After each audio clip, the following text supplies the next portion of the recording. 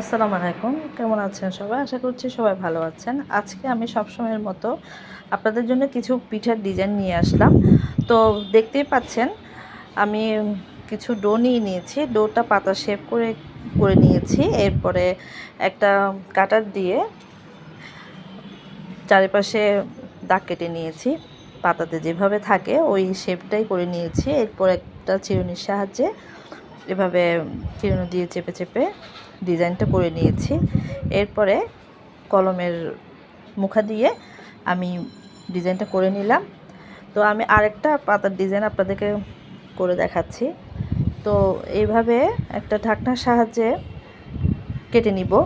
কেটে নেওয়ার পরে এই যে বোতলের মুখা দিয়ে দাগ কেটে নিয়েছি। এরপর কলমের সাহায্যে আমি ডিজাইনটা করে নিয়েছি। এরপর এই যে দেখতে পাচ্ছেন আমি যে একটা ছুরির সাহায্যে এভাবে দাগ কেটে কেটে নিচ্ছি। তো আসলে এটা দেখে বুঝে নিতে হবে ডিজাইনটা কিভাবে করতে হয়। এটা মনের মাধুরী মিশিয়ে ডিজাইনটা যার যেভাবে ইচ্ছা সেভাবে করতে পারেন। আমার মতো যে করতে হবে এমনটা নয়। তো আমার ডিজাইনগুলো যদি ভালো লেগে থাকে আমার চ্যানেলটা কষ্ট করে সাবস্ক্রাইব করবেন, লাইক কমেন্ট করে পাশে থাকবেন। তো আমি আরেকটা লম্বি করে রুটি বেলে নিয়েছি। তো এই যে কাঁটা চামচের সাহায্যে এভাবে দাগ কেটে নিলাম চামচের সাহায্যে। এরপর ছুরির সাহায্যে মাঝখানে এইভাবে কেটে নিব। দেখতেই পাচ্ছেন কিভাবে কাটছি। তো কাটার পরে এভাবে সমান করে নিতে হবে। দোনো পাশে এভাবে সমান করে নেওয়ার পরে আমি ডিজাইনটা তৈরি করব। তো তিনোটাতেই আমি এভাবে কেটে নিচ্ছি। তিনো পাশে তিনোটাই আমি কেটে নেওয়ার পরে এই যে মাঝখানে আবার আমি ভাগ ভাগ করে নিচ্ছি। কেটে কেটে 3টা টুকরা করলাম। এরপরে এভাবে পেঁচিয়ে পাস্তার মতো করে আমি ডিজাইনটা করে নিচ্ছি। এটা যখন আপনাদের বাসায় পাস্তা থাকবে না তখন আপনারা এভাবে করে বাচ্চাদেরকে করে খাওয়াইতে পারবেন।